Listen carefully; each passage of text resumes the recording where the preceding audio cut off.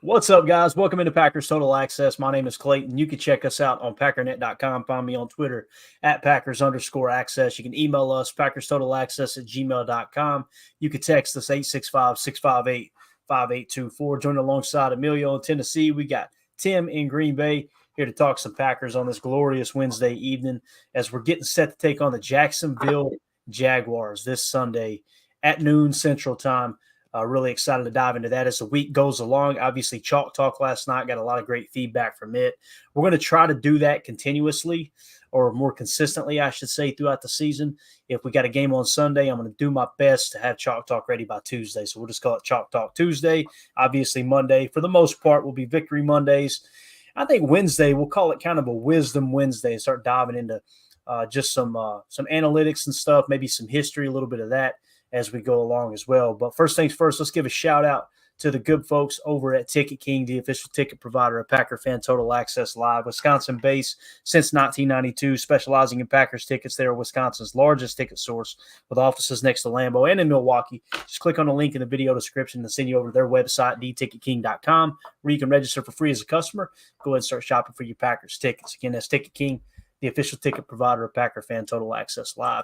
Tim, you were talking about some stuff offline there, man, about the history of the Packers. Hit us with it here, man. What is today? We got an anniversary, right? Yeah, the 103rd anniversary of the Packers becoming a pro football team. Pro Football Hall of Fame posted this from their account. Shout out to Canton, Ohio. Hopefully you let Sterling Sharp in soon. Anyways, the Packers played their first NFL game 103 years ago today, defeating the Minneapolis Marines 7-6 in a riveting game. Took place in Green Bay's third season after spending their first two seasons competing against independently run teams before joining the American Professional Football Association, now, of course, so lovely known as the National Football League. So just had to do a little history shout out real quick. 103rd anniversary of making it to the pros. So thanks, Curly. Appreciate it. I love too that their uniforms there, Tim. Like they couldn't afford everyone to have Acme Packers on the uniform, right? Yep. Which is great. And then if you look to the player to Lambeau's left, our right, got that big bandage across the nose, had his nose cracked, looked like just what a rough bunch right there, man. I love it. And you got the kid there in the front. I don't know if that was the ball boy or that might have been their starting tailback too. You never know. Child labor laws did not exist back then. No doubt about it. Pretty cool. Emilio, you want to add anything to this, man? I love history. You guys know me. I'm going to try to keep my mouth shut because I'll talk for hours on this type of stuff. No, I mean, just the toughest of the tough right there. And I honestly, would you have been all right with it being called APFA? I don't know about that. You know, NFL rolls off the tongue a lot easier than APFA. I'm glad they sorted that out. Yeah, that was smooth. Nicely done back then. Definitely. Absolutely. All right, love it. Thank you for pulling that up, Tim. I love it, man. Love the history, no doubt. Really cool shot that the Packers put out. Check that out. You can see TJ with the game-winning field goal there. I love this shot. Look at the Watt in the stands. Just absolutely awesome, man. I seen that come across the wire earlier today. I think Jacob Morley might have shared it. I'm telling y'all, Jacob Morley on Twitter, at Jacob Morley, is on fire. If you guys aren't following him, you're really missing out on great content. Just does a good job of running down some analytics, some statistics that are really, really important. We're going to share some of that today on the show. Really, really good follow, like I said. But let's get to the big news of the day. Obviously, Packers had practice earlier today. And people started noticing right off the bat, as Rob Nomofsky did here when he tweeted this out. He said, recently fired Jets coach Robert Saleh is at Packers practice. Long history between him and Matt LaFleur. Also has worked with Jeff Hafley. I think when they were at the Niners, they worked together there. We'll hear from LaFleur after practice if he's hired Saleh in some capacity. That's him on the far sideline watching the offense. You know, as soon as Saleh was fired, everybody started talking about bring him to Green Bay. And, you know, he said he was going to take some time off, go on vacation, that type of thing. But the reality is him and Matt LaFleur are like best friends. And I love the move. Now, when you hear Saleh getting hired, you immediately get kind of worried, okay, what's his role going to be? Because Hafley's really kind of got this thing dialed up at the moment. You know, so it makes you nervous that you don't want to ruin any kind of momentum that you may have created already. And thought this was cool that at the press conference immediately following practice, Rob Demoski tweeted out, Packers coach Matt LaFleur said Robert Saleh will work the Packers offensive side to bring a defensive perspective. Sounds like a part-time role. Said Matt LaFleur, quote, it's a good opportunity for him and also to give us perspective on how teams might see us, how they might defend us. I think this is just an excellent move, especially when you look at it from that angle. He's not going to be on Jeff Hafley's side of the ball, breathing down his neck. He's going to simply give a defensive coordinator / head coach, defensive-minded head coach's perspective on what the Packers are doing offensively. Let's talk about this, guys. I think it's absolutely awesome. Yeah, me too. Makes a lot of sense, right? We know how things work in this business, right? It's, you look out for those who have looked out for you, and we know Robert Saleh loves this game. And it looks like it only took maybe a little over a week of vacation for him to miss being around football. And, of course, you're going to go back to guys that you worked with, guys that you kind of came up with in different systems around the league. And, we were talking when we heard about his departure from the Jets. We talked in our private chats about, I kind of had a theory that 1265 would be his first stop. And it looks like it happened sooner than any of us really thought, based on what he had said after he left New York. But I think it's a good thing. I think it's a valid concern, like you said, Clayton, that you don't want to kind of jinx any momentum on the defensive side of the ball with the way Hafley's kind of been cooking lately. But honestly, I think Haf was probably as much about bringing Robert Saleh in as Matt LaFleur was or anyone else. He seems really excited about it. They've worked together previously in this game. So I think it's just going to make us better, really. It's another perspective. And I think bringing him in some kind of advisory consultant kind of role makes a lot of sense. And if you think about it, the New York Jets are paying for it. I'm sure we don't have to pay Robert Saleh a lot of money to come here and talk ball with his buddies and possibly go chase down another championship ring. So for one, I've got faith in this organization and this staff, and I don't think they even bring Bob Saleh around here unless they felt really good about having him in the fold. So I think this could pan out pretty well for us. Yeah, exactly, Tim. And Matt talked about it in his presser there. He brought him in, but when they asked him, is he going to be on the defensive side? What's he going to be doing and stuff like that? Matt's like, no, we brought him here to help out our offense and try to, be able to exploit defenses or take information from other teams' defenses and have him, kind of examine it like that and how they can beat it. Matt was, he really was adamant. Hafley's been here not even a year. He's getting in his system. I think the defense is doing great, which is true. I really do think they're doing well with where they started and where they're growing to. So I'm totally happy with how Matt, answered it and everything. Obviously, he and Saleh got in contact kind of right after it happened. They're real good friends. They roomed together in Central Michigan, right? So there's more of a brotherhood there than just an NFL job or anything like that. So why would you not want to help out your friend if, you have free time, but you love the game? So, that's where Saleh's at right now, I feel like. Definitely. Let's go to the chat here, see what everybody's saying about it. 2-0 for this says, Saleh, even being here is a pipe dream.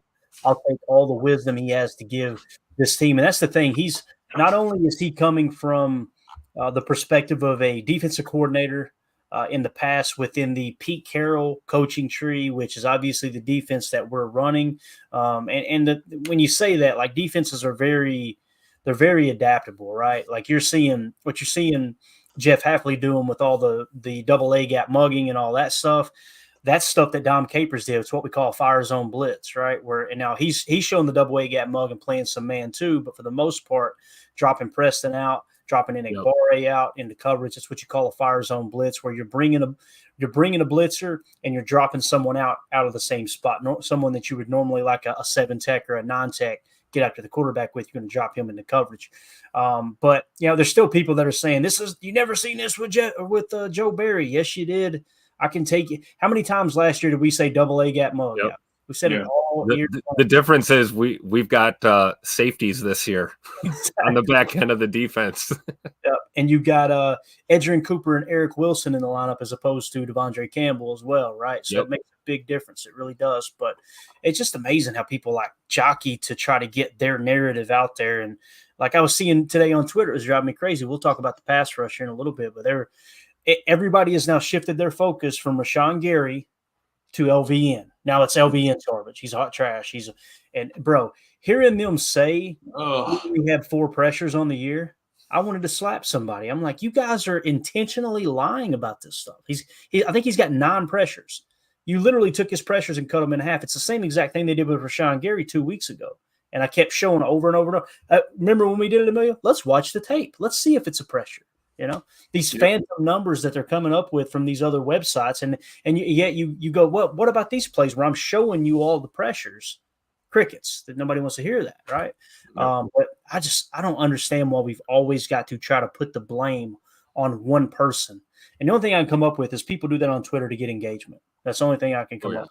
They know people are going to hop in there and argue, and that's why they do it. But nonetheless, Coach Lynn in the chat says, great move. Loves the Robert Saleh signing. I do too, man, or the hiring, I should say. 2-0 for this says, I'm sure the moment he was fired, he called Matt and said, what do you got for me? I want to be a part of what you got going. Man, it's a dream come true. You think about being able to go to work at the hallowed grounds of Lambeau Field, the mecca of professional football, and you be able to step in there and do it and coach, with your longtime best friend. His family's already rooted in the Green Bay community. Now you bring your family up potentially. I mean, I would be willing to take a little less of a title, if you will, to be able to have that opportunity to work with the people that you love and respect and create something special. Like 2-0 for this saying, I think that's just absolutely awesome, man. I do. Yep. And Ron Sample says, didn't Hafley work on the defense at the Niners? He did.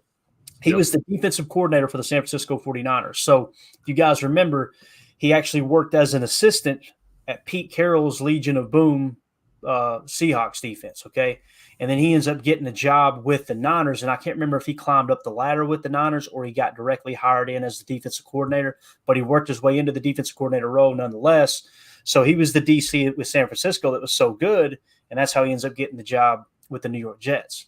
So he is one of the founding fathers, if you will, of this style of defense that Hafley's calling. Now, he likes to just kind of get 4 after the quarterback, just bring 4 and play, 7 in coverage, which we're doing that. We're just doing it by sugaring a lot up front and causing some confusion. The difference was with the Jets, he had Quinnen Williams. We don't have a Quinnen Williams on this roster. We just don't. He has C.J. Mosley. We don't have a C.J. Mosley yet, although I think Edgerrin Cooper is showing early signs that he can be that mock backer. He's also got Quincy Williams, Quinnen's brother, that's just an absolute stud at the will backer position, and we know those are interchangeable. He's also got a Sauce Gardner that was playing corner. And I think some people would probably compare Jair to Sauce. I think Sauce is better than Jair. That's just me personally. I could be wrong. But there's a lot of things that they've got in common there. But yet, to answer your question, he did work with the Niners and did a hell of a job too, man. They had some of the best defenses there. And again, I don't think Saleh going to the Jets is necessarily like his fault that it didn't work out. I'm not a big fan of having defensive-minded head coaches. That's just me. So I think it was kind of stacked against him, seeing how bad that offense was for so long. Adam Block, 2005, he was an intern with the Texans, Gary Kubiak, and then obviously he was one of the Piss Boys in Seattle, quality control coach. Then spent some time in Jacksonville, and then in 2017 he went to the 49ers as the DC. Yeah. Cool. There you go. So he was hired directly as a defense coordinator. Kyle Shanahan hired him as his DC February of 2017. Yep. Yeah. And you'll notice that Mike LaFleur, Kyle Shanahan, a lot of these guys that you hear about, Mike McDaniel that's with the Miami Dolphins, Robert Saleh, all these guys, they were embedded within that Kubiak coaching staff in Houston. Like I was saying. So I love following coaching trees. I think it's absolutely awesome, man. It's just the coolest thing ever. Adam Block in the chat says, being a consultant is pretty chill and you still get paid. It's the dream. Amen to that. And then Drew D says, love having Saleh in the building. So everybody seems to be pretty well on board, man. And Jets are still paying that tab, right? Yep. Yeah. There's the way it works is there's a differential. So basically, if a team hires him and they pay him less, the Jets have to pay the difference. I think is how that works. You can't. But it's fluid right now. It's very fluid right now. So I don't know what to say, but It's like when somebody's work slows down and they have to have it slows down. They have to get that Yeah. unemployment check. You know what I'm saying? Yeah. Uh-huh. Never been there when I was younger. Yeah. Winter work is fluid for you and I, Clayton, you know. Exactly right. That's a nice. I think it's important to remember too that, just because things didn't work out for Robert Saleh as a head coach with the Jets here, it doesn't mean he's not an asset to any organization that brings him in. There are some guys that are just better coordinators than head coaches.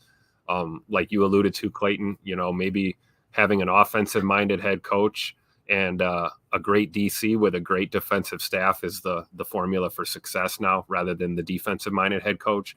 And that could be maybe why things didn't work out so great in New York during that experience that he had there, with the Jets. So I think it's important we look at Bob Saleh being here as a positive thing for sure. Mm-hmm. Got it. Let's see. Mr. Goat in the house says, "Sup, Pack fam, canceled all Patreons other than this one. You fellas do it right." Mr. Goat, we appreciate it, but hang around, buddy. We'll screw it up. I promise you, man. Just give it time. We will screw it up. If anybody's interested in joining our Patreon community, you can scan the QR code in the upper right. That'll send you to patreon.com/PackerFan Total Access. Got a really cool crew over there. We're going to answer some questions here a little later in the show that actually came directly from that Patreon. But thank you for the kind words there, Mr. Goat. We appreciate you, bub. All right, let's see. So we've heard from the fans in the chat here. We heard from Matt LaFleur. Let's see what QB1 has to say about Robert Saleh joining the coaching staff, and maybe even from an offensive perspective. At by Ryan Wood tweeted this video out from the locker room, said Jordan Love's impressions on Robert Saleh helping the Packers offense. Did you get to say hi to Robert Saleh today? I did, yes. You ever met him before today, or how well you know him? When we practiced against the Jets a couple years ago, I can't even remember if we talked much, but that's, I think, the only interaction we had before that.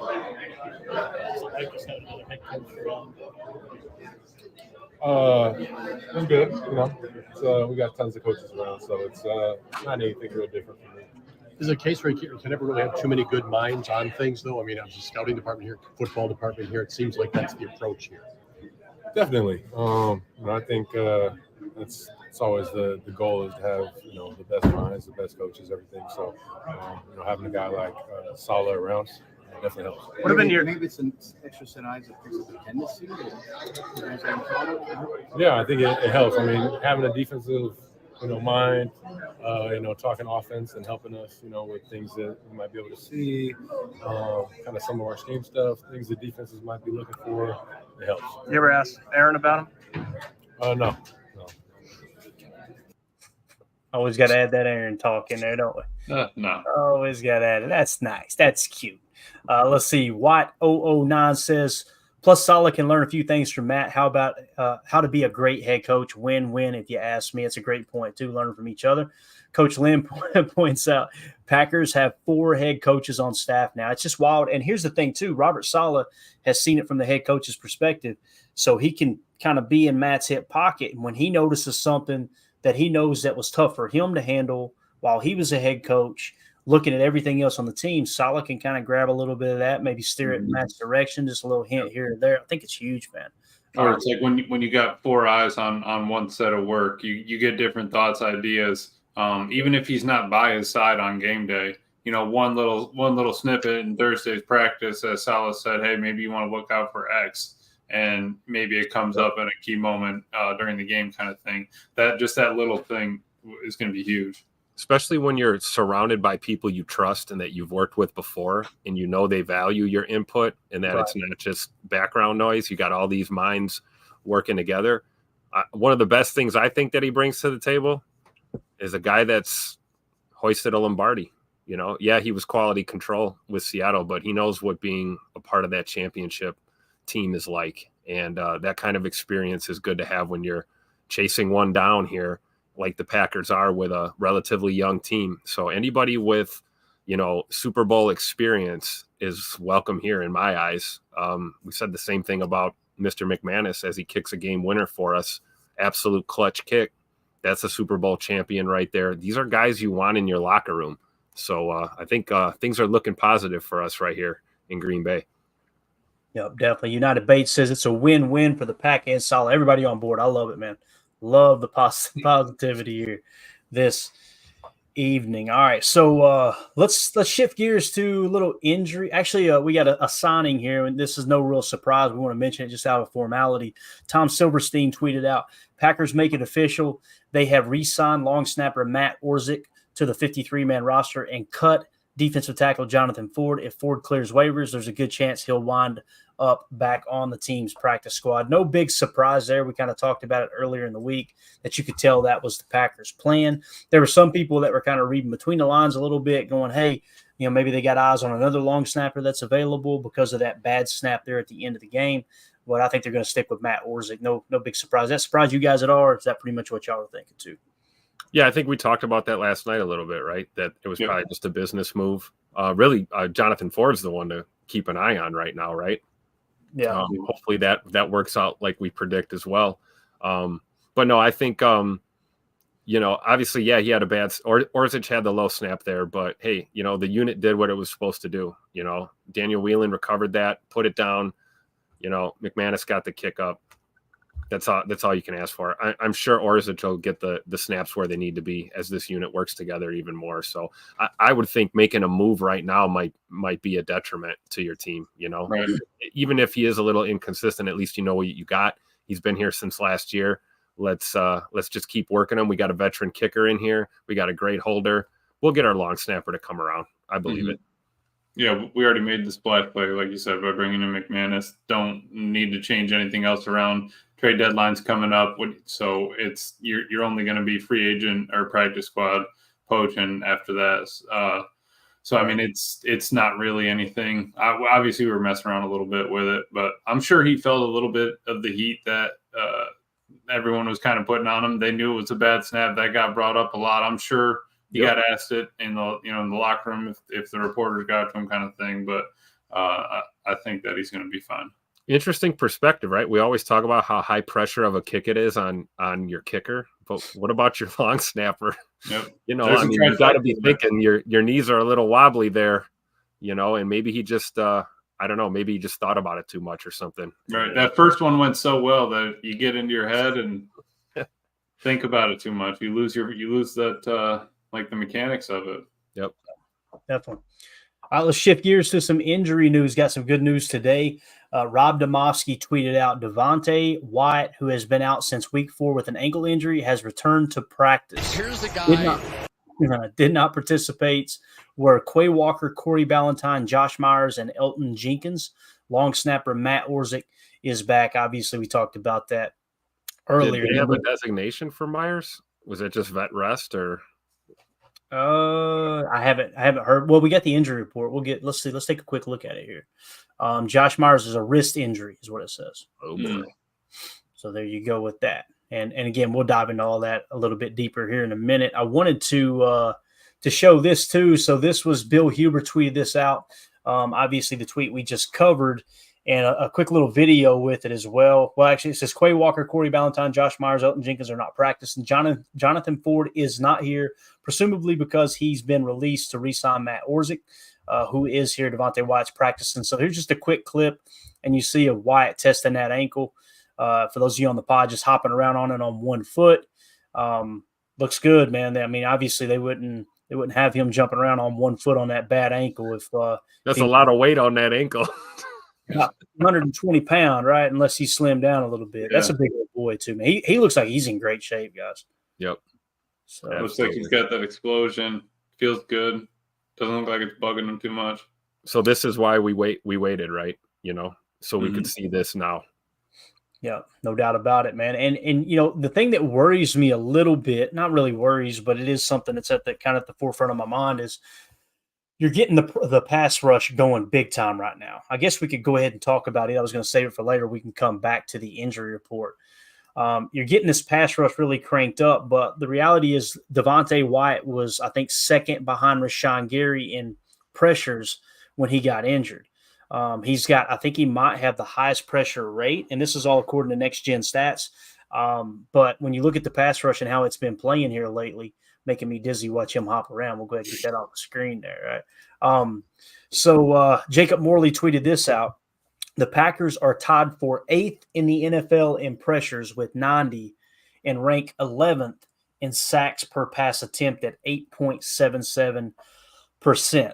So you see, and all the numbers start to catch up now. And also, Rashawn Gary thought this was kind of cool. Packers tweeted out Gary's moving on up. He now has 33 and a half career sacks. Rashawn Gary does. That's 10th most. I'm going to repeat that. 10th most in franchise history for Rashawn Gary. He's now a top 10 sacks guy for the Green Bay Packers. Does that surprise you guys? It's crazy. I feel like that. I feel like that number is going to double easy. You know, he's a great player, but it's crazy to think top 10.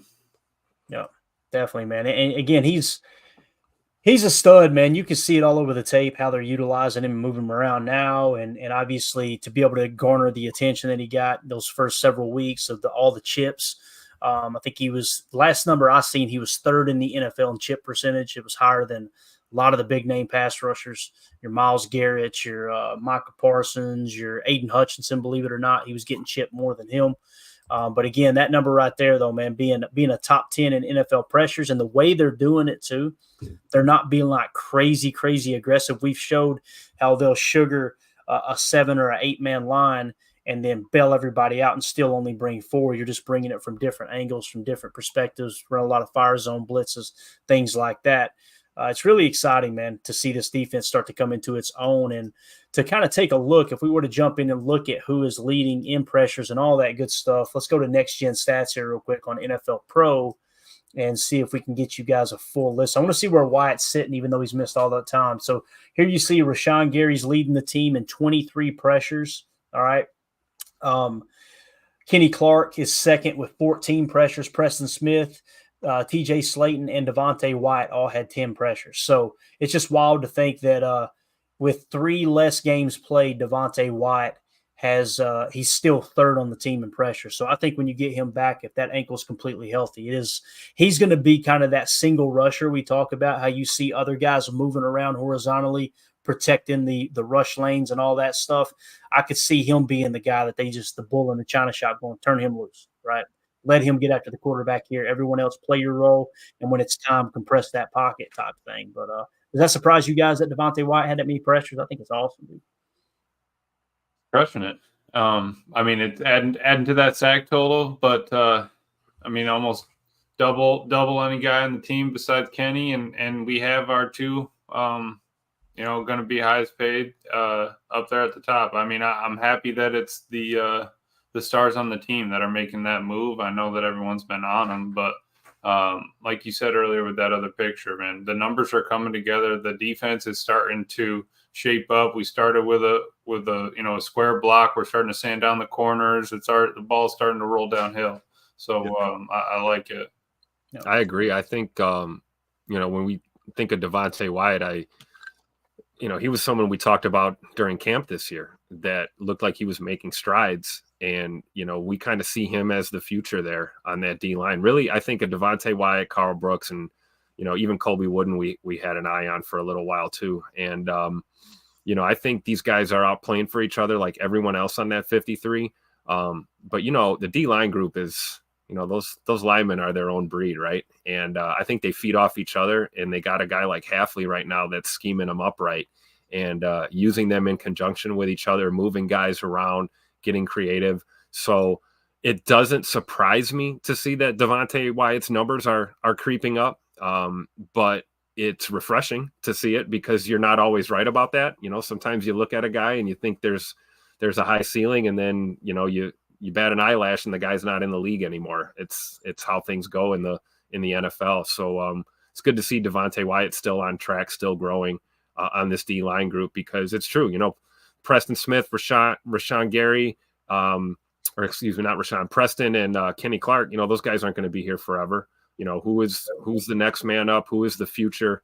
Obviously, we've got another few drafts for Goody to crush here coming up, including the one in Green Bay next year. But it's just good to know that what we have now is great, and what we're going to have in the future is going to probably be even better. And it's because of guys like I really believe Devontae Wyatt and Carl Brooks for sure in particular. Yeah, and what's really cool too is when you look at the stops, right? So if you sort by stops, You've got Keyshawn Nixon, Quay Walker, then Rashawn Gary. Those are your top 3 in stops, okay? Keyshawn was 16, Quay Walker was 16, Rashawn Gary with 15, Isaiah McDuffie with 15, Edgerrin Cooper with 14. So what you're noticing is the defensive lineman who's gotten the most stops on the team is Rashawn Gary with 15. So he's just it happens every year. People get down on him. You look up at the end of the year and you go, holy hell, there he is. He's going to end up probably grading out in the 80s by the end of the year, same as he always does, upper 70s, lower 80s, something like that. Just steady Eddie. But again, I think this defense is they're really exciting to watch, man. What about hustle plays, hustle stops? Javon Bullard, man, that dude, if he can figure out the coverage aspect of his game, boys, he's going to be a dog too. He is. Keyshawn Nixon, 6 hustle stops. You've seen that all over the tape. McKinney with 4, Quay with 4 there as well. So like I said, just wanted to kind of hit on that real quick. If you go quarterback pressure percentage, Rashawn Gary at 13.1%, TJ Slayton at 13%. That's a wild stat. Devontae White is 3rd at 12.3%. Kobe Wooden, 12.2%. Kenny Clark at 7.7%. You see it drop off pretty dramatically. And here's what I was talking about with LVN. The people that were saying he only had 4 pressures, he's got 9 on the year. And if you don't believe me, you can go to NFL Pro. You see where I can click on this 9. You can click on that. It will show you every single pressure he's got this year. Unlike the phantom statistics that everybody's pulling off of PFF and everything else, where they go, well, you did, PFF watched it. Why don't you watch it? Why don't you go watch it? Just saying. So anyway, NFL Pro, I'm telling you guys, it's so worth the money invested, man. It's absolutely awesome. Since we're still talking defense, let's talk a little bit of second half points. This stat is absolutely wild. So Jacob Morley tweeted out second half points allowed this year. All right. And we'll go each week here. Okay. Week 1, Hafley's defense allowed 17 second half points. Not that good, bub. Not that good, right? Mm-hmm. Week 2, it drops to 10. Week 3, it drops to 7. Week 4, 3 points. Week 5, 6 points. Week 6, 3 points. Week 7, 3 points. This dude, you talking about the king of second half adjustments. I mean, he is really in his bag right now. That number right there, boys, that's the type of stuff that'll put you on a trajectory to go right through the playoffs to the Super Bowl. If you're holding teams to 6 and 3 points in the second half, that's a wild statistic. Oh, yeah. And we're starting to see the adjustments coming a little sooner, too. Even in the first half, we talked about like winning the middle 8 and how we haven't been doing that lately. But one thing I've noticed, it seems like in the last 3 to 4 games, really specifically, is if something's not working or we're banging our head against the wall, all of a sudden you'll see a different look. You'll see us go to that overload, or we'll split the text. We will run a stunt. We will do things that maybe we weren't doing prior to that. And you go into the locker room at halftime and you get your tablets out and get your call sheets updated and look through everything. And then you're coming out with a new slate here in the second half. Hafley's a master at that. It's a lot of what he's seeing in that first half that's leading him to make those adjustments in the second half, which is, like you said, Clayton, helping us really close these teams out. I made comments about that on this show several times, that I feel like the one thing missing from this Packers team is really stepping on these opponents' necks, man, and just closing the door, shut the door on them and take them out of the game, finish the game. Granted, it took us, a last-second field goal to get the dub, but the reason we did is because our defense only gave up 3 points in the second half. That's why we were in that game. So definitely big salute to Coach Haff for sure. Exactly. Week one, we were in Brazil. First game of the season, first game for Haff. Week 2, we had a backup quarterback. Week 3, we had a backup quarterback. And ever since then, he hasn't allowed, 7 points or more, right? We had 3, 6, and then 3s. So beautiful. Like Tim said, and Clayton was saying, we have that kind of defense moving forward into the end of the year. Obviously, it's not going to be like this forever. He's going to give up some points in the second half. But playing this way also gave us a chance to come back 28 points in the fourth against the Vikings. Right, it gave our offense that opportunity. They weren't winded, they weren't down because we gave up 20 points and it was 50-0. So beautiful job. We see that, like, if your offense struggles a little bit at times, you have some turnovers, things aren't going right. A really good defense will pick your offense up and give them a chance to win you a ball game. And we just saw that on Sunday. No, definitely. So again, man, just making the adjustments in the second half is going to be huge for this Packers team. They're the ones that's kind of holding it together with the offense getting a little out of control with the turnovers. Obviously, you get those turnovers straightened out, the interceptions straightened out, it's game on. We're going to talk some Jordan Love numbers here in a minute. It's going to blow your mind too, man. He's doing some historic stuff, which is absolutely awesome. Let's see. David Mitchell in the chat said, the defense is just beginning to show its potential with Wyatt back and the rooks continuing to grow. I really think our best ball will be in December. I completely agree. I really do, man. Again, this is first-year install, and you could Matt LaFleur, if you learn how to listen, and it took me forever to figure this out, like zip it and actually try to understand what people are saying, what the coaches are saying. When Matt LaFleur said that in the locker room the other day, going with how he turned the dogs loose with the pressure packages, shows how much he trusts the players on the field. Yep. No, it's huge. That's where you know you're turning the corner, right? Yeah, you have faith to go one-on-one or single coverage outside or end up being single coverage even if you're in a zone. That's faith in the players, and that's them executing. It's him seeing week over week they've gotten better, they've learned more. He's able to add new things, different looks to the defense. The double-A mug. I mean, we didn't see any of that really week one. Can you imagine what we would have had against the Eagles if we had some of that? But it wasn't there yet. They had to. They're building up to it. They're leveling up. They're getting to that point, but it's not going to happen all in 1 week. No. All right, let's see. We had another chat in here too. Milltown Corey, good to see you, buddy. He says, hopefully Hafley doesn't become a head coach next year. That would be bad, is what he said. So here's the other thing too. If you keep Robert Saleh in-house, right, throughout the year, and all of a sudden you get into the offseason, I don't think anybody's going to be offering Robert Saleh a head coaching job. That's just me personally. I could be wrong. I don't see that happening. But there's going to be a lot of people wanting him as DC. So let's say you've got him here in Green Bay all year long, and then you get to the offseason and Hafley gets a bunch of interviews, right? And so does Robert Saleh get a bunch of interviews. And then let's say Hafley does take a job somewhere. I think it would be far-fetched to believe that he would get a job just after 1 year as DC, unless they continue growing the route they're going and they finish with a top 3 or even a top defense, which that's kind of – when I hear people talk about they got the number 7 defense, I always scream out loud, what are they number 7th at? Are you guys looking at it the same way? Because I'm like, what do you mean they've got the 7th best defense? How is it that cut and dry? Scoring defense, run defense, pass defense. And the ever-precious DVOA that everybody totes around. Like, it's like what? It's not that cut and dry that you can just say they've got that best defense, in my opinion, because there's so many different aspects. Like, if you're going to tell me it's better to give up the fewest yards in the league, but not the fewest points, I'm too drunk to taste that chicken, right?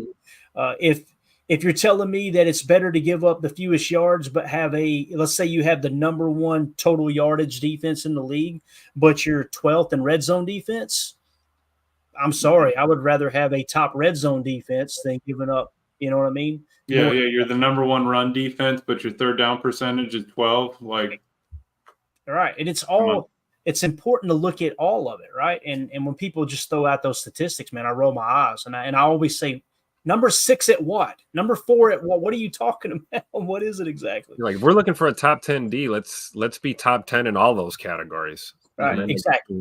Then I guess we could make a statement like that, And that's if we look up and Hafley is top 3rd in points per play, he's top 3rd in red zone defense, he's still top 3rd in takeaways, then he's probably going to be looking at potentially getting a head coaching job, because that's a really good improvement from last year to go from the 12th scoring defense to a top 3 scoring defense. That's really notable. If he got those looks, Clay, would you think that he would take them, or do you think that he'd maybe ride it out another year? 5 years ago, I would say, yeah, he's taking it. But when you see what Ben Johnson did in Detroit as OC, turning down head coaching jobs, that's what I was thinking. Yeah, he might really like it here, man. And maybe however far we go this year, whatever. Either he's got to run it back because he thinks that there's something else there, or maybe you want to, 2P, whatever, any of those options that could be there. I think that him and Matt's relationship is a little bit stronger than, a 1-year wonder and then him leaving, which is something that, gets me excited. I'd like to see the defense. I'd like to see him here for 3 years, before anything changes, just to kind of get that set in stone and see where we're at. I agree. And I mean, I know it's college, but think about it. This man left a head coaching position to come be the DC here. Right. So that's a move up. You're going from NCAA to the NFL, obviously, but you're going from being a head coach to being a coordinator. And, the other end of the coin is maybe Coach Half is like falling in love with coordinating the defense right now and just loving his role and what he's able to do. Look at the progress we've made. Barely, we're not even halfway through the season yet. Things are looking up, and I got to believe that if the pieces are in place and we're going to win championships and contend for championships, I think there's a reason to believe that maybe he's, not ready to just go take the first head coaching job that's offered to him, and that he may stick it out and stay a couple more seasons. So we'll see how it plays out. Yeah. Let's see here. I got another one marked. Respect oranges. Yeah, I'm going to go right after this. I appreciate it, man. I'm ready to roll here, dude. Nice. I'm prepared. Thank you for the reminder. Respect oranges says Bill Belichick also has a heart for Green Bay. Man, there's absolutely zero chance, in my opinion, that Bill Belichick takes a defensive coordinator job. But if he were to take one and they're all available, Green Bay be at the top of the list. I guarantee it, because he's just such an NFL history nut. But I said this last year going into the offseason, I felt like Bill Belichick was going to end up with the New York Giants. He absolutely has the utmost respect for the Mara family, and he's got a lot of ties there. Obviously, as the DC back in the day under Bill Parcells, that was kind of his dream job, was to get at some point to get the head coaching job at the New York Giants. I think that's on the table this coming year. If the Giants don't make the playoffs again and they offer Bill Belichick a job at the Giants, he is going to go sprinting into that job. He's going to take that. I mean, I don't think there's any chance that Belichick ends up as a DC. That's just me personally. I could be wrong, but man, he loves those New York Football Giants. But anyway, that's going to do it for hour one. For those of you listening on the pod, we will see you on the other side for hour two. Appreciate y'all. Emilio, tell everybody hi. We're in hour two. Hi, hour two. How are we today? honestly, when you listen to them back to back, though, it kind of just plays right through. Like when I'm on Spotify, I'll be listening and it just carries right over. Doesn't even run the ads at the beginning, so I'll take it. Nice. That's what I'm talking about. Good deal. I was a little concerned about that, but same time, man, it's I think it's working out all right.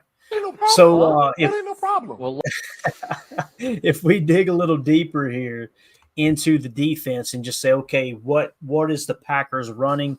We do this every week. We're going to get an update. And this information comes from @football_insights on Twitter. Make sure you go give them a follow. All right. So the Packers have now climbed to, what is this? 1, 2, 3, 4, 5, 6th in the league in EPA per drop back. And here are the defensive calls. Okay. These are the defenses they're running. The coverage they're running the most is cover 3 zone. Could be match, but it's cover 3 nonetheless at 30% of the time. Second most is cover 1 man. All right. Now that can be a cover 1 man blitz. That can be cover 1 hole. That could be cover 1 robber. But cover 1, they are running 23% of the time. All right. Cover 1 man. Third most, they're running cover 2 zone, which we've seen that with the Tampa 2, that would fall under cover 2 as well, 18% of the time. Fourth most, they are, I skipped over, let's see, no, I didn't. Okay, we're on track here. Yeah, 13. Okay. Yeah, cover 6 defense, cover 6 zone, which is half field being cover 2 zone, the other half being cover 4 zone, 13% of the time. And then cover 4 zone, which is a lot of what you've seen in Joe Barry's first year as a defensive coordinator. And then he started shifting to middle field close. 12% of the time they're running cover 4 zone. And then, of course, you've got coming in next to last, cover 0. They're running 1% of the time. You see that a lot in those goal line situations. The Evan Williams 2-point conversion run stuff, that was a cover 0, right? So you're seeing it kind of in those spots for the most part, those 3rd and 4th down and shorts in those situations. And then cover 2 man, they're running less than 1% of the time. So you haven't seen that at all. The Chiefs are still hands down the team that's running the most cover 2 man across the league, which is still mind-boggling at 7%, but their EPA is still right up there in the top 10. What do you guys think about those coverages? Is that kind of what we're seeing on tape? I think when we're doing Chalk Talk, we're on track with how we're breaking it down. Y'all agree? Oh yeah, for sure. I love that 0% cover 2 man. We're running some cover 1 and cover 0, which means like if we're going man, we're going man, you know. And if not, hey, we're playing zone. I love that cover 3 is the, you know, it's got the most, right? 30% plus. We're in cover 3. Keep everything in front of you. And for the most part, we've seen it other than a couple of, busted coverages. I mean, we haven't been getting lit up over the top in this defense. And Jeff Hafley's approach is a big part of that. So I love it. I think he mixes it up enough too. You know, the percentages don't really show you that like in game, but like you said, Clayton, when you look at a spreadsheet and then you look at the film too, and you don't look at just one, you can kind of see the things kind of correlate. And it was like I was talking about earlier in the first hour of the show that you see Hafley does not hesitate to switch it up. He's got a plethora of options that he can do, different sets that he can call, and he's got guys that he can move around. And it shows when you look at a chart like this. So I'm all for it. I love it. Yeah. And like Tim was saying, 0 on that cover 2 man. I think Hafley we talked about trust his players to be around the ball a lot more than needing a shell over the top. Trust them to be able to man up their guy and not have an issue. And what is cool is I think we did call out at least one, maybe 2 of those cover 6s that they were running in Chalk Talk yesterday. So just being able to see it all kind of, comes together when that happens. 50% of the time we're still middle field close. So, we want to force them to the boundary. We have the speed, I think, to get horizontal. And I think that's why he trusts it a lot, is that we're not getting roasted, horizontally on the field as much as some other teams might be. And we have playmakers on that side of the ball. And it's been showing up. You're right. Xavier McKinney, Williams, those guys, they could cover laterally. Of course, we said all this, watch them come out and cover 2 man all day long against Jacksonville now. Right. Just to keep it interesting. Holmes MD1 in the chat. Good to see you, buddy. Says many of the listeners don't know what schemes you are describing, Clayton. Ask the guys to help you assist teaching these concepts. No one knows what cover 1 means. I wouldn't say no one knows, but there's nothing wrong if you don't know what a cover 1 means. What I would suggest too, and we'll try to explain it as we go along for sure, but if you'll tune into the Chalk Talk shows, you can go back and watch every one of them. Just search Packers Total Access Chalk Talk. You will actually see us show you on the screen these coverages. So when we say cover 1 man, we'll exactly diagram it up for you, word for word, player for player. Same thing with the cover 3, everything that we're running. That's the whole purpose of Chalk Talk, is to give that visualization.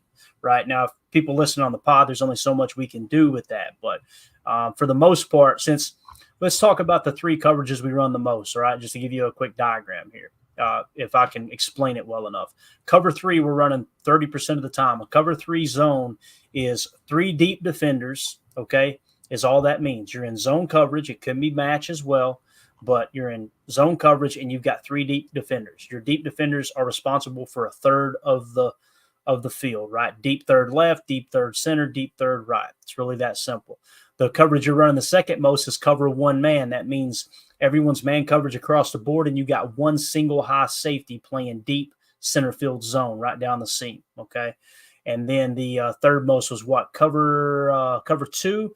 Cover 2 zone is, instead of having 3 deep safeties or 3 deep zones, you've only got 2 deep zones, all right? Which means those 2 deep zones, it could be 2 safeties, it could be a corner safety combo, but their responsibility is deep halves. So they've each got responsibility to cover half the field in those deep zones. So hopefully that explains it enough there. Now you can mix and match blitzes with it as well. It still makes it a cover 2 or a cover 3, even though you might do a mock fire, you might do a cat blitz, you might do a nickel blitz. But if you got those 3 deep, it's still cover 3 zones. So hopefully that helps and explains that there. So, all right, let's see. So anything else you guys want to hit on those coverages? What's that? Coach Haddad has it on Victory on his RYSports.com. He's got a complete guide that you can kind of just peel through and look at different coverages, stuff like that, just to get an idea. Kind of goes into explaining it. Wordy underneath, and then gives you kind of the picture of both. Definitely. Tim, did Emilio get glitchy with you just now, or was that just on my end? Yeah, I heard that for a second. Okay, cool. We heard what you said, Emilio. I just wanted to, anytime that stuff happens, I want to try to stop for a second and go, okay, is it on my end or not? You know what I mean? No, I think it was my end. That's my bad. Coach Haddad does a great job with that. It's called Victory Sports. It's VIQ. So it's like instead of the IC, it's IQ. Yeah. Would y'all slip up and put something on the screen you wasn't supposed to? No, it's here. Uncle Eric with the comment of the night. Yeah, I clicked on one of the ads in the videos under this pod. So yeah. Man, I seen the funniest meme the other day. It was that guy what's it called? The band called The Weeknd that performed at the Super Bowl a few years back. And you remember that where he's like running through the maze trying to get out, you know what I'm talking about? It's kind of the music video or whatever. And somebody said it was I shouldn't even say it. People trying to get out of the Temu factory is what it said. I was like, Jesus, y'all are so mean. So mean. But anyway, 2-0 for this. His mic is a cannoli. I wish it was K-Man. I could go for a cannoli right now. You know what would be cool is if, I don't know, do you have all these screenshots? If we just clip the Packers week by week and just stack them into a little picture and see how the percentages change? I bet I could go find it. It would take a little bit of time. I definitely have them saved on my computer somewhere. I'm not responsible enough to title. Yeah, let's talk about your folder organization on that computer, Clay. Emilio, how many times Emilio said, Clay, Control F, man. Yeah. Just Control. We need to. Yeah, I don't think he's added. I'm doing over here. Hasn't added a new folder. He's still saving everything in downloads, and I mean, that thing is packed. I pretty much do everything on the show, guys. Like I create my own thumbnails and all that. That's why they look so horrible. But Emilio, one time he seen me download a photo and put it into my Photoshop program, and he went, Clayton, you can just copy the image and paste it right in there. I was like, what is this sorcery? Are you kidding? Even 2 minutes a picture, man. We've been edit doing these. this How thing about up. that? Perfect Ryan drop. I love it. All right, let's shift gears to offense. All right, we always talk about the explosives. It's another key component of getting those dubs on Sunday. Packers are still sitting in second place with explosive plays across the NFL. The Detroit Lions are in first place at 12.8%. The Packers are second at 12.4%. The Colts are third at 12%. Some people are going, what the hell is an explosive play, Clayton? Glad you asked. An explosive play in the running game is a run of 10 yards or more, okay? An explosive play in the passing game is a passing play that gains 20 yards or more, okay? And those are considered explosive plays. So you take the entirety of your offense and then you throw in those explosive plays and get the percentage, and that's what you refer to as the explosive play rate, all right? So this is through weeks 1 through 7. The Packers are still sitting second. So they still got an extremely explosive offense here. When you look at some of the teams that are doing really well around the league, this isn't the tell-all be-all. Turnovers are huge, probably the most important aspect of the game. We talk about the middle eight. We talk about red zone defense. We talk about red zone offense. We talk about explosive plays. You throw all this into a pot together is really what makes the recipe for success. But when you look at these teams, the Detroit Lions are arguably the second best team in the league right now. Some would say they're better than the Chiefs, right? The Chiefs just figure out a way to win, and it's absolutely wild. Like they are third from last at 6.3% explosive rate, and still figuring out a way to be undefeated is just a wild statistic. But the Detroit Lions, second best team in the league, some would say, are leading the league in explosives. The Packers are one of the hottest teams in the league. They're second. The Baltimore Ravens, another hot team. They're fourth. You've got, let's see here, another one. Tampa Bay looks like they're somewhere around the 7th or 8th spot. Minnesota right behind them. Philly behind them. San Fran right behind them.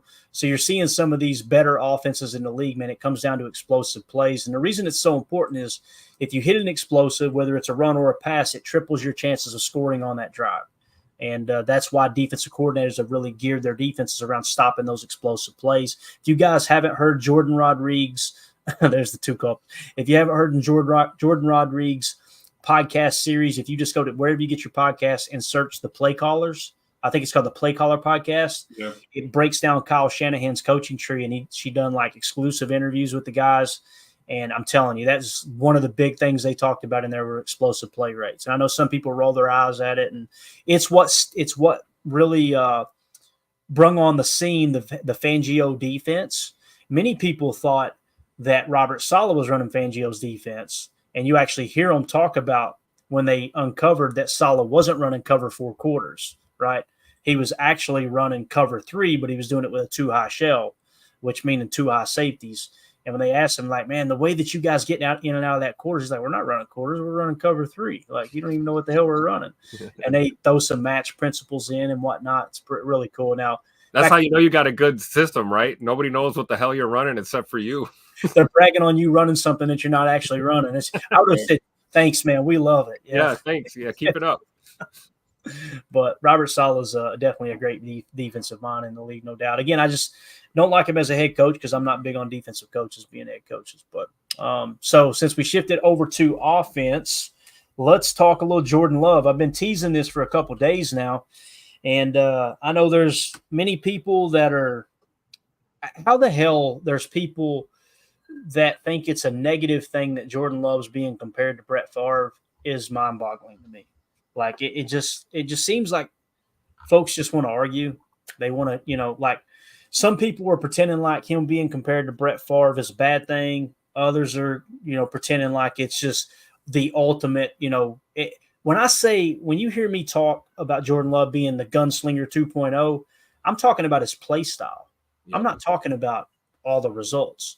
And listening to Ryan's podcast earlier today, really good one. If you guys get a chance to go listen to it, he talked about it. And how really Jordan Love isn't either of them. But I think, I don't think he's taking people, out of context literally. I think there are some people that just they hear stuff, they regurgitate it, and they convince themselves, okay, no, this is exactly how he's playing. But it's really not the case. I know this. He's putting up some gaudy numbers.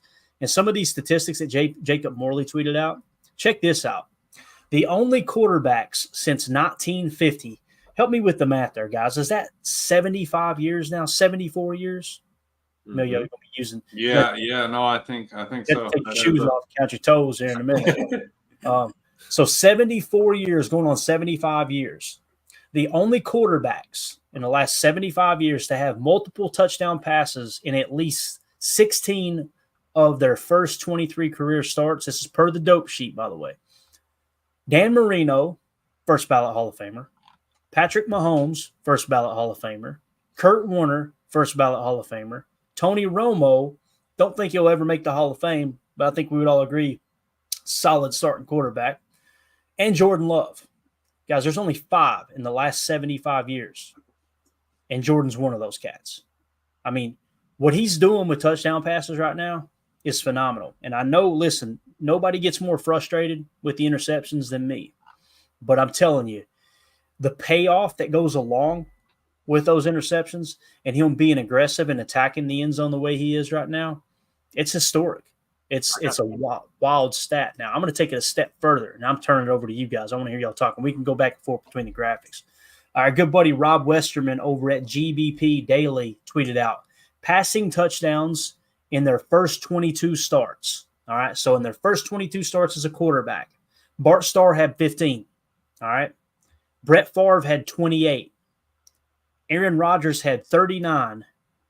And in his first 22 starts, Jordan Love has 45 touchdown passes. That is insane, guys. Like, he has – when you beat Aaron Rodgers in that statistic right there, that's – I kind of expected him to be past Favre just because it's a different era they played in, and you got to take all that into consideration. I got you. But, boys, what do y'all think about that number right there? I mean, this is a historical rate that he's on right here, man. I'm all for it. Yeah, it's incredible. Two touchdowns a game, basically. I mean, that's what he's averaging out. In and out of, we had him in and out of an injury, in and out of starts. He just comes out there and performs. We really are lucky the way he carries himself and the way he performs, and the way he just acts for this team. He's a team player and he has great skills.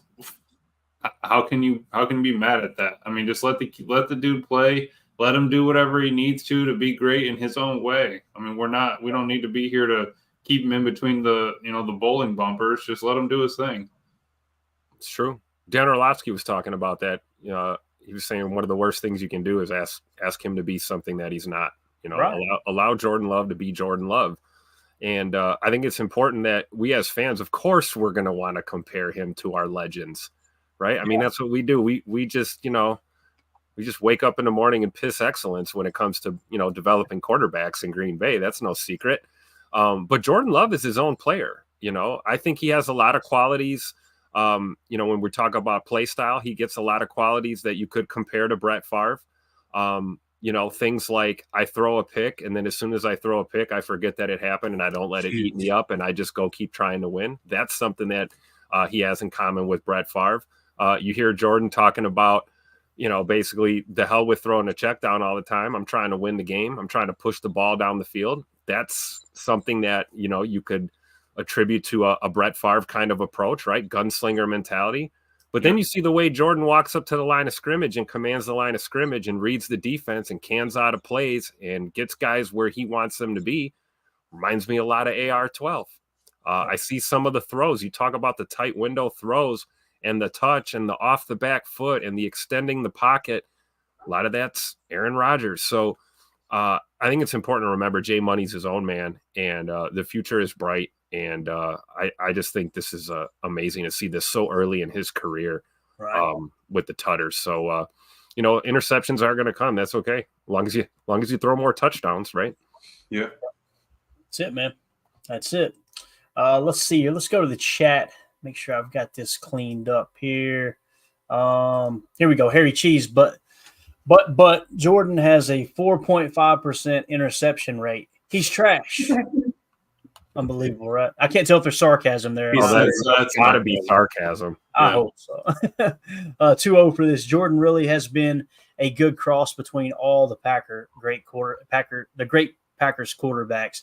When he wore the Favre jersey in the stadium, boys, I got a lot of respect for that guy because it's become the cool thing in a certain part of the fan base to just make fun of Favre and you know, paint him out to be this, you know, all of a sudden he's an ultra villain. And you think God never farted? The fact that Jordan just said, you know what, the hell with all that, guys. I'm gonna wear his jersey today. And correct me if I'm wrong, on our pregame show, wasn't it his stylist or whatever that was in our comments and said, yeah, we chose to do that for Jordan? Yep. And she was saying that it was Jordan's idea there to he wanted to pay some respect to Brett Favre. Obviously, that was coming off the heels of finding out about his diagnosis and stuff. So I think that's really cool, showing solidarity with one of our Hall of Famers, one of our legends, and it just shows his leadership. Really does. I mean, that here you want a comparison. He's cut from that Bart Starr cloth as the type of leader, the type of guy you want in your locker room, the type of guy you want in your community. You know, the type of teammate that you want in your organization. So you see a lot of those traits in Jordan Love, you know? Yeah, no doubt. Let's see. Milltown Corey says, how many of Love's picks are not his fault? Probably at least 3. Yeah. I think that's probably a pretty accurate number. So if that's the case, then, you know, I think I've actually got his stats pulled up here. Let me drop this down. We had the one where was that Wicks? Somebody slipped and fell. You know, that was Bo Melton. Yeah, Bo Melton. Oh, Bo Melton, right? Yeah, that throw would have been on the money if he didn't fall. I mean, and you had the Luke Musgrave where he jumped up and tipped it, right? Yep. That type of thing. I'm not saying it was a good throw, but it is what it is, right? But yeah, if you were to, let's say you did remove 3, then that stat line looks a lot better at 15-5 and 15-8, no doubt. And what's really cool is his rating is now up. His passer rating is now up to 94.1, so that's slowly climbing up. You love to see that. Completion percentage is at 61.5%. I want to see that up near 63, 64 at a minimum. People were going, no, it should be higher than that. You guys realize that Aaron Rodgers' career completion percentage in Green Bay was 65%? That's right, 65%. 65%. 65%. That's what Tim's so quick with that. He knew where I was going. That wasn't me. That was Emilio. Was it Emilio? You should have just took the credit, Tim. You got to learn how to say it. No, I'm not like that. Let's see here. United Bates. Things will only get better. We have a real one. I completely agree with that. You remember last year, he really kind of fine-tuned everything toward the end of the year. Oh, yeah, by the way, guys, he tore his MCL this year too. You know, funny. You know what I mean? Like you sprain an MCL, which is a tear, right, Emilio? It's just not completely torn. It's right. It's a tear that didn't require surgery, basically. There you go. R.E. Ironminer, he is incredible. Let him go. He makes up for it. Completely agree, man. You got to take the good with the bad, right? Holmes MD1 says, yes, I believe that to be what I've encountered. Fan how you fan, I don't care. All right, I'm sorry, I shouldn't have marked that. I didn't realize what was Trudy in the chat says, I just don't like when people compare love to Favre only as an insult about INTs. True, completely agree. Yep. Let's see. Respect Oranges says he's going for the win. Have to accept the dangers. Boy, nobody was complaining when he threw that freaking missile to Tucker Kraft in the end zone the other day, were they? Nope. So 2-0 for this. We still have 10 games left for him to get the picks down, and when that happens, the TDs go up. Amen. Yeah, that's what we're looking for, right? Those poor decision picks. We want those to go away. You're always going to have a ball that's on the money, and then you get a tip, or somebody loses their footing. That's not on the quarterback. But a couple of those, like that we saw on Sunday, those were on our quarterback, and those are the ones you wanna eliminate. Yeah, and he's tied for second in the league right now with touchdown passes at 15. Right, you got Baker Mayfield at 18, and he's got 7 interceptions. Lamar Jackson at 15 touchdowns, only 2 picks. Right now, it's probably your front runner for MVP. Jordan Love is officially in the MVP conversation. There's no two ways about that. Now, do I think he has a really good chance of winning it at this moment? No. See me in about 4 weeks, though. It might be feeling different, right? So, what are you laughing about, man? What's your problem? See me in 4 weeks. I might feel differently about that. I like that. Because we got a big game. We got Jaguars coming up, then we got a divisional against the Lions. I mean, we're gonna have some answers this week and next, definitely. Definitely. Coach Lynn in the chat said Jordan has been a superstar ever since we drafted him. I'm co-signing that statement. I'm with you, Coach Lynn. I'll tell you this, man. When he came out and played against the Chiefs, you could tell the game plan was really, really harnessed. Mm-hmm. But the thing I noticed was this dude, he's not nervous. Like he looks like he can handle this, Randy Cleavers keeps it simple, says, that's my quarterback. That's right. I don't think we have that anymore, do we, Tim? You got rid of it. I'm going to blame you. No, we don't have that. Anytime something goes wrong, I'm going to blame Tim. All right, that's how it's going to happen. Even though he's the one who gets in there and goes, what the hell happened to my insert name of drop? Yeah. Holmes MD1 says, you want an assassin at quarterback. AR-12 was concerned about his quarterback rating and almost never used the middle of the field. Define almost never. Because a lot of Aaron Rodgers highlights throwing lasers over the middle. Unless I'm watching different tape. You can show it all day long. But here's the thing that I will say. The same people, this is the part that does bother me. Many of the same people who complained about Rodgers never taking a chance, right? What's he doing? He's not taking shots, blah, blah, blah, are the ones now complaining that Jordan Love's throwing interceptions. Exactly. And the more chances you take, the more times you chuck the ball down the field, the more picks you're going to throw. It's just math. You got to pick one, but they don't want to pick. They don't want to pick that. They don't want to make that decision or make that choice. They just would rather have Jordan fix it. Yep. I can't have a decision, but Jordan's got to fix his problems. Yep. Right, exactly. Yeah. So, but yeah, I agree there, Holmes. I think that's a good point there, man, about the whole assassin at quarterback. I don't think AR-12 was going out there going, man, I got to keep my passer rating up. But I do think he understood the value of not turning the football over. Mm-hmm. And that's why he's got one of the highest winning percentages in the history of the league as a quarterback, right? Protecting the football is the top priority. There's no two ways about that. All right, let's see here. Randy Cleavers, you have to love the gunslinger attitude. I'm like I said, man, I am completely so like it. Every Sunday, I'm excited to watch football. With Aaron's last couple of years, the fan base was so divided since he decided that he didn't feel like he should have to tell the entire human population whether or not he got a shot or not. It's like, man, I'm so sick of everybody being so divided over this. Now, when you look up at Jordan, it's like everyone seems to be behind him. There's very few that are anti-Jordan Love from what I can gather, and that's definitely a good thing. I just so disappointed in a fan base to allow something. I mean, let's be honest, it was political is what it was. It was more political than it was about, anyway, it is what it is. Shouldn't have even brought it up. Yeah, there you go. Thank you, Coach App. All right, so we hit on that, those key statistics. Now let's shift gears to this. I thought was really cool. Tay Wicks. Let's talk a little Tay Wicks for a minute. Listen, Tay Wicks got to sure up the hands, right? There's no two ways about that. We've talked about that over and over and over. Fantasy points data tweeted out. Wide receiver leaders by separation win share. Okay. So the separation win share of their team. Okay. Dontavion Wicks is fourth in the league. He has 41.5%. Okay. It says the percentage of his team's charted separation, quote, wins the player is responsible for while on the field. So the separation wins for the Green Bay Packers, Dontavion Wicks has 41.5% of that. And then I think it was PFF that might have tweeted this out. Highest this season in separation percentage. Dontavion Wicks is leading the entire National Football League at 77.8% separation percentage. All right, guys, that's a wild statistic. Now, again, it doesn't make a hill of beans if you're getting separation if you can't catch the football. I think last week he made some strides in the right direction in that regard.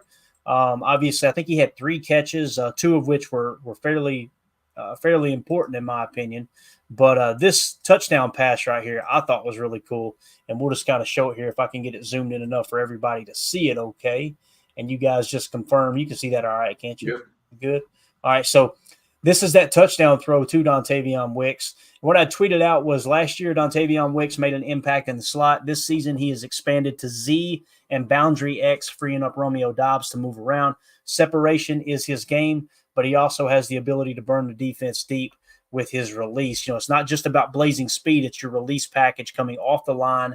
How quick can you get into that separation? And then obviously the late hands to make the catch. So here's the play, the touchdown catch. You see Dontavion Wicks. This is a Z go. Again, he's the Z receiver because he is on the tight end side of the field. That would be your boundary X. That's your slot. There's your tight end, which is Y flex, and this would be your Z. Okay, so he's on the field side here, the wide side of the field on this play. Watch the release package if you can see it. Little shake, gone, up, bang, he's gone. Look at the late hands again, touchdown. Just to give you an example there of how the guy can win deep, right? His game is really good underneath with the separation, the digs, the cross, all that stuff. But also last year, he was one of the top yak guys on the team, believe it or not. He could really fight for extra yards. So he's a bigger built wide receiver in that regard. Playing on the outside is going to be huge for him, man. And again, this allows us to free up Romeo Doubs in some of these plays. So, yeah, let's see here. Eric Sutherland. Wicks reminds me so much of early years Davante Adams. Amen. We've talked about that a lot, right, fellas? Yeah. Davante Adams, everybody wanted to run him out of town after year 2 because of his hands. Actually, I think it was even year 3 that they were still like, man, he's never going to pan out. He can't catch the football. So, yep. And drops happen. You just don't want them to happen consistently. And I think we're seeing, Tay Wicks kind of come out of that little, whatever you want to call it, little sophomore slump, whatever it was. He just wasn't looking them in, wasn't securing them. No problems on Sunday. And the route running is absolutely incredible with him. And I think that a lot of that comes from his basketball background. We talked about him being one of those guys that could have probably went pro, on the basketball side or the football side. We're all grateful that he chose football because he's using those skills to cook DBs right here. And I love to see it. But, yeah, I see the parallels between a young Tay Adams and a young Tay Wicks. I really do. And I got a feeling Tay Wicks is going to end up being a top-tier dude just like Tay Adams was. So, got to tip your cap. It's like Randy said, give Wicks some stickum. I don't think he needs it. Yeah, and what's cool about Tay Wicks too is he again it's going to take some time. It's going to take some time to kind of step into his own. But we were talking about Romeo Doubs. Hey, is that the guy you extend for the contract? Is Christian Watson? The whole reason I'm of the opinion that you offer them both the same contract at a discounted rate. If they take it, great. If not, you're willing to, okay, let's let them play out that contract. And if they absolutely blow up, then you're going to have to break the bank and keep one of them, right? But you got Tay Wicks in the hopper. Jaden Reed is your go-to guy right now. You've also got Bo Melton and Malik Heath you're going to have rights to for a few years here. That's why I kind of feel like let's let this thing play out, right? If you get them at a discounted rate, awesome. But if you go out there and just try to pay them top money now and then they end up taking a step back next year, you're going to be handcuffed with the salary cap touch, right? And the reality is we've had one of the cheapest wide receiver rooms in the league in the last 3 years. So It's huge. It's huge to keep that going for sure. All right, so I was going to show something else here real quick if I could. Not show it, but I was going to explain it to you guys what we've seen here. Did I close it out? No, here we go. So when it comes to the Packers receiving stats, Tay Wicks is fourth on the team right now at 181 receiving yards. He's got 4 touchdowns. You guys are wondering where that ranks? He's tied for first on the team in touchdown catches. That's huge. That's absolutely huge. So, again, he's been targeted, 38 times. He's got 14 catches, 181 yards, and yards per reception is 12.9. Christian Watson's yards per reception, guys, 17.4. That is just wild, man. That's absolutely wild.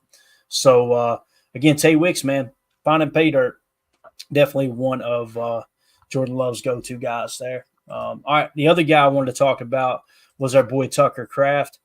Pretty cool stuff coming out on him here. Jacob Morley tweeted out, Tucker Kraft has forced 8 missed tackles this season.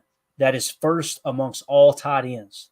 The next closest tight end has 4. So he has doubled the second-place tight end in forced missed tackles. Boys, we see it every Sunday, do we not? Yep. Nobody tackles Tuck Norris. No. Nobody. And if they do, not even Chuck Norris could tackle Tuck Norris. If they do, he's mad at himself for it. Yeah, exactly. I can't believe a DB stopped me. Yeah, exactly. It's like that comment Jair had a couple years ago when he said, I'm not really too worried about, who I'm up against. If I get beat, it's because of something I did, not because of something they did. Classic. Love it. Exactly. So I tweeted this out. It's the extra effort that has Tucker Kraft leading all NFL tight ends in broken tackles. Nothing flashy, just moving the sticks for his team while they're backed up inside their own 15-yard line. This was a second down play. Listen, if you don't convert on this play, then you're looking at a third down where you might want to try to give your punter a little more room to kick out of his own end zone, right? But you're going to see Tucker on this play. Again, there he is, kind of that Y. He's somewhat attached, quick flat, makes that first guy miss. Contact balance is just amazing, man. You see him move the sticks there. My man's fired up too. So I'm excited to continue to see him grow as well. And again, Ben Sims, I think, is holding his own as a backup tight end until Musgrave comes back. And who knows, Ben Sims may stay ahead of Musgrave on the depth chart. That's possible too.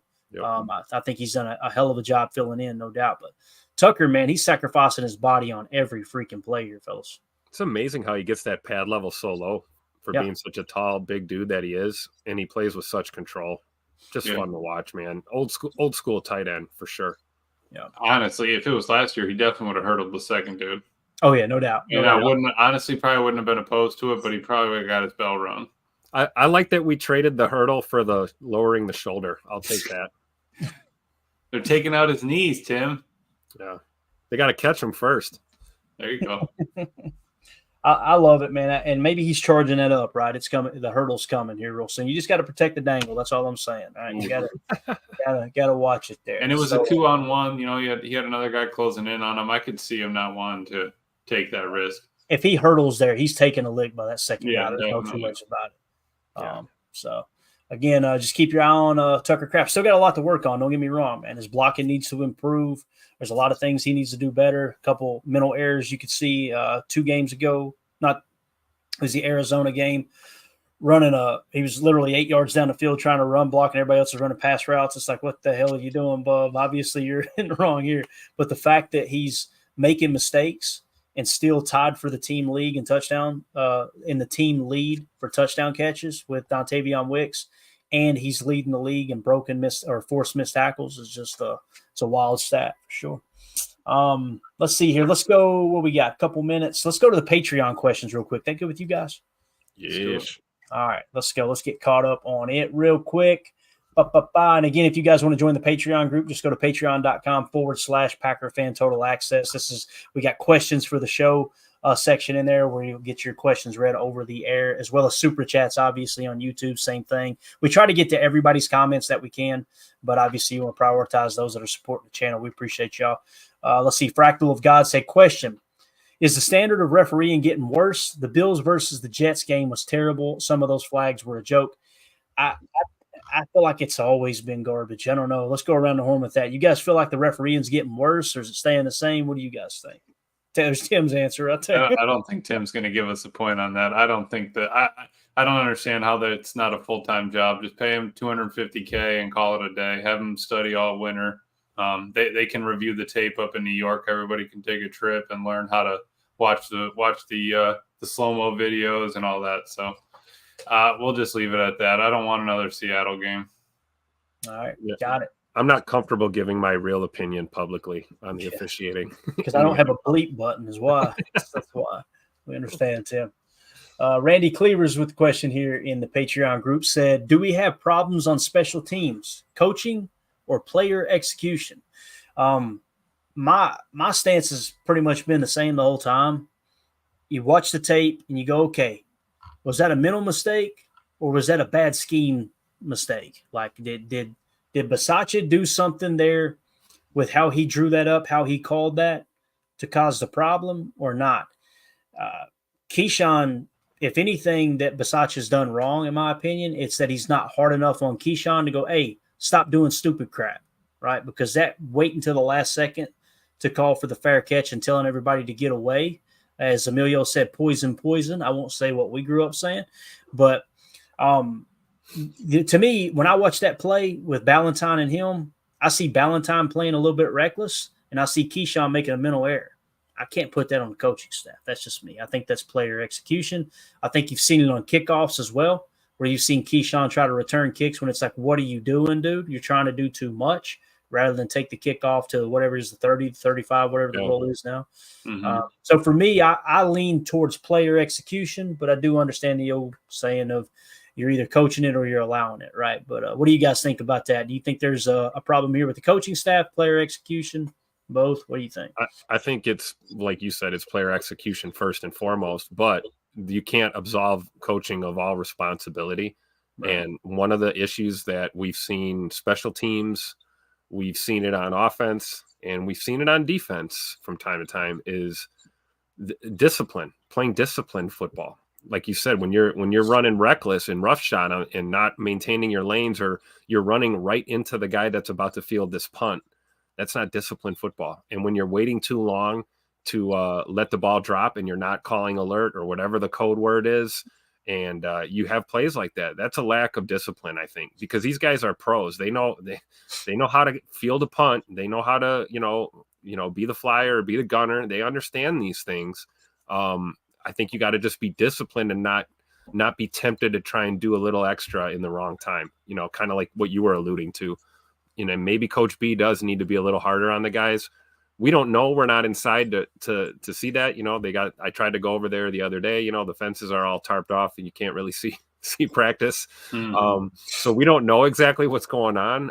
But I would put it more on player execution than I would the coaching. I think people, I don't want to say overreact, but people are quick to jump to you fire this guy, or it's this right. problem. And so I just don't think that's entirely the case. We'll see how it pans out. Let's see if it's cleaned up this week as we head to Jacksonville. Yeah, I think that's a great point, Tim. You really can't put it on, one or the other. I think it's both their problems. Like Matt was saying, Eric Wilson played a great game of defense, and he was still showing up on their defense, right? Yep. So, I mean, you can make excuses, but then you also got players out there doing it. So it's kind of tough. Yep. And I think it's just a thing that they got to see. They got to realize that they made the mistake, make them now during the season, get all those jitters out. So by the time it's a no, you can't make that mistake in that moment. We'll be past all of our hiccups and on the right track. Yeah, definitely. Let's see. Let's go to the chat real quick, see what they're saying. Harry Cheese says you could coach them all damn day the right way, but you're relying on the players to learn, listen, and execute. Can't disagree with that, man. Coach Lynn, a player-led team, player take responsibility. I agree, and I think that's getting somewhat emotional back there. Like I say, Keyshawn's trying to. You can see his frustration every single kickoff that goes through the end zone, right? But and I think that's half of Bisaccia's battle is having to keep Keyshawn's head on straight, and in the fact of, hey, the kicks are going to come. You might need to wait past the trade deadline, but some kickoffs are going to start dropping short. Something's going to happen. So I think that he's doing a great job on that in that aspect as well.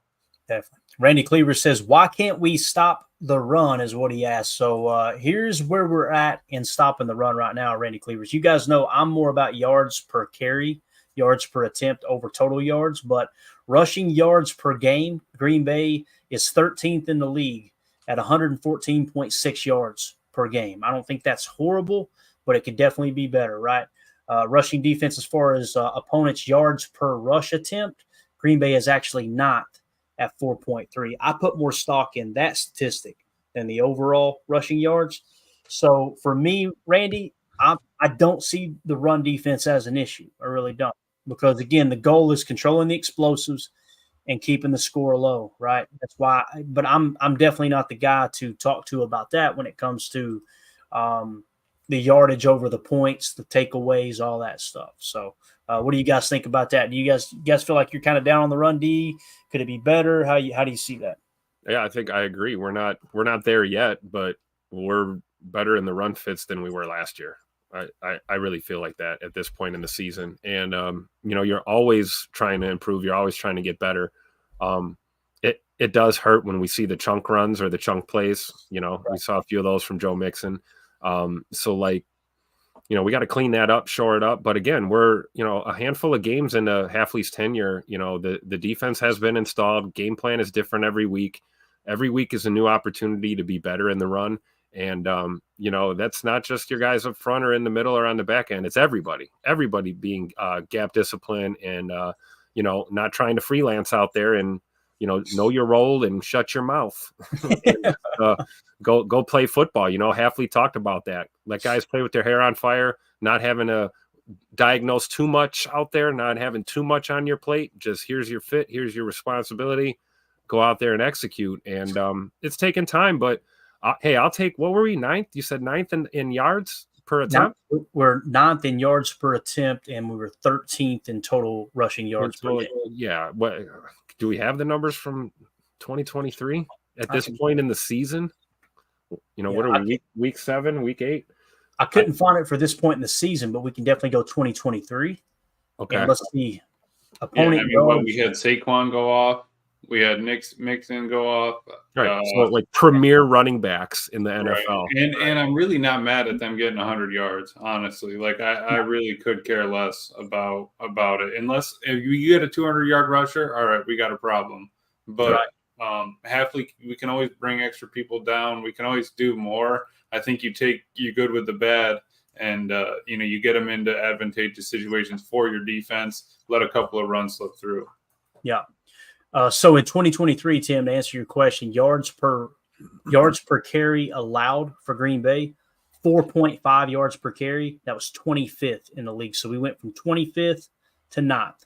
Still a young year, but we're trending in a top 10 run defense, in my opinion. So I would say there, Randy, I know it is at times it feels worse than it is, but I think we're making pretty good improvement, man. I really do.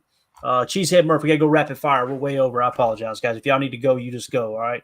Cheesehead Murph said, question, not harping on the bad things, just wondering where we can improve on.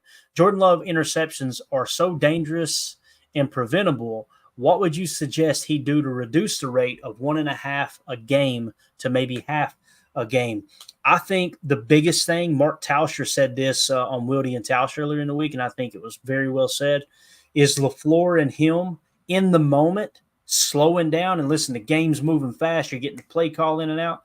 But LaFleur helping him understand, hey, got like that Houston game, that game was not the game to be overly aggressive. Like, hey, look, we got this. Let's pick our spots, right? And I'm not saying, listen, Jordan's playing in 5th gear right now. He's got this, I about said a really bad word. He's got this thing wide open, right? Maybe just say, look, throttle back, drop her down into 4th. Let's cruise a touch here, right? Well, you're supposed to drop a gear to disappear, Clayton. Come on, you can't drop a gear. You're going to be revving that thing way up. He's going to be redlining if he drops it down. Harness. You need that harness, Emilio.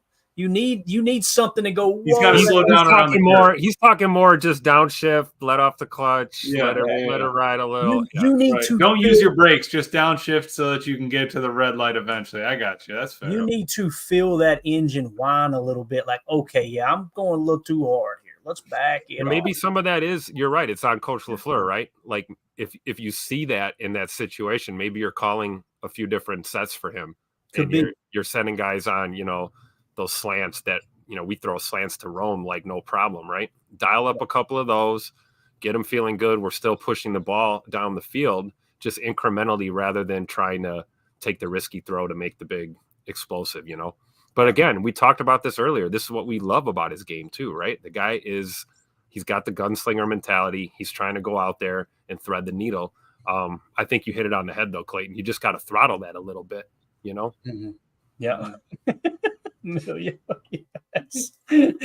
Ron Sample with the super chat, or I'm sorry, with the got me all to hell over here with the Patreon group says, so Keyshawn Nixon is playing solid as an outside corner. Should we be giving Goot his flowers for the bargain contract for an outside corner? I don't think he's playing like great. That's me personally. And you guys know he has surprised the heck out of me outside. I think he's playing good, right? So when you take into consideration, Ron, what he's getting paid, what is it, like on average $6 million per year is what we're kind of sitting at there. Mm-hmm. Yeah, you got to give Goody his flowers, man. It ended up being, now listen, Goody didn't sign him and go, hey guys, here's what we're gonna do. We're gonna kick him outside. Right. You know what I mean? So I think that's Halfley. Unlocking Keyshawn Nixon. And you want to talk about something I'm surprised. There's a surprise. I don't think he's lights out, like playing lights out on the boundary, but I was not familiar that was a part of his game. And I thought for sure he was a return guy and a slot corner at the most. I still feel like the slot is probably his strength out there, but I think he's serviceable on the boundary. I mean, he's not a full blown liability on the boundary. So I think to Ron's point, it does. It kind of makes it's like we double dipped a little bit. We got a 2-for-1 deal. Jacob would be proud, right? We went and hit the bargain bin with the Ross deal. Oh. Yeah, hit the Ross deal. Gotta love it. I hit a Ross deal the other day, let me tell you. But how I would look at it is, honestly, I'd give Good his flowers for not pulling the trigger on a corner until the 7th round in this past draft. We were way off. Taking Kool-Aid and wanting to kick the wall down and but it wasn't in the cards for us. We needed 3 safeties. We didn't see it that way, and I'm happy we didn't because it's paying off, and that opened up Keyshawn to go into the outside. If not, he would have been buried in the slot there. He went up and grabbed Javon Bullard and Evan Williams. You hit it on the head. That's what allows them to move Keyshawn around like that because we're so safe on the back end, right? Right. Yeah. And the final Patreon question here, Emilio snuck one in during the show. Has Clayton seen White Chicks yet? I have not, Emilio. So that'll do it for the show. What a strong finish there. Gotta get on that. I need a side-by-side comparison of who he was playing there is what I need, man. All right. Yeah, we could pull one up. We'll do that tomorrow. Wasn't these guys. Definitely wasn't these guys. These cats right here. I'm just waiting for the special teams to start playing a lot better. It's weekend. Excuse me. We fence. And we can add Basacha in the background with some kind of stogie in his mouth or something. You know what I mean? Yeah, that actually would be. We'll get Omer on that. Omer will hook it up right away. Have him popping gummies. That's what we'll have him doing. Right? Have a gummy floating in the air. But anyway, we're way over. I'm not even going to ask y'all if you got anything else. All right. I don't care. How about that? All right. I do care, but we're over on time. So, all right. Harry Cheese said, go watch the damn movie. I ain't got time to watch movies, Harry Cheese. I got important things going on in my life. Terry Crews sings in it. I mean, Terry Crews is the man, bro. Oh, we got to go. Shut up, Emilio. We got to end this. Everybody, appreciate you hanging out with us. All right. For those of you listening on the pod, thank you for making us a part of your day. As always, go out and do whatever the heck you want to do. All right. That's it. That's all I got. So go pack and go. Can't find a video. Bye. Stay off